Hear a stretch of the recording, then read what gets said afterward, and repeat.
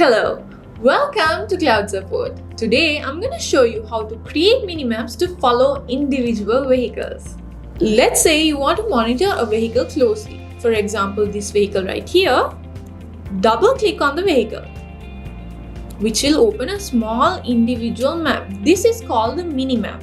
It will continuously track the selected unit.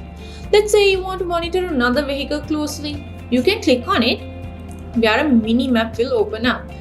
This way, multiple mini-maps can be opened to monitor individual vehicles closely. On the open mini-map, you can see these three icons right here on the top. So if you have a video camera fixed on the vehicle, this will be enabled.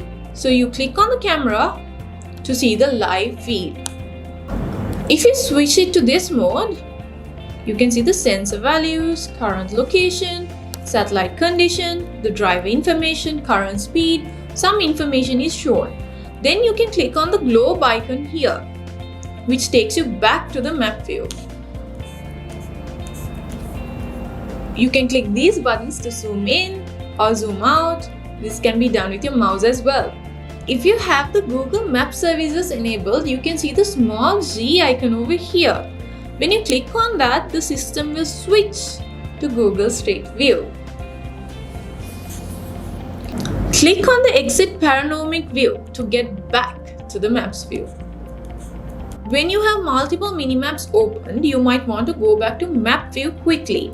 If you click here at the bottom, it shows some tiles. When you take your cursor over, you can see it's called Show Hide Mini-maps. Click on it to remove all mini-maps. When you click on the icon again, it will show the hidden mini-maps. Thank you for watching Cloud Support.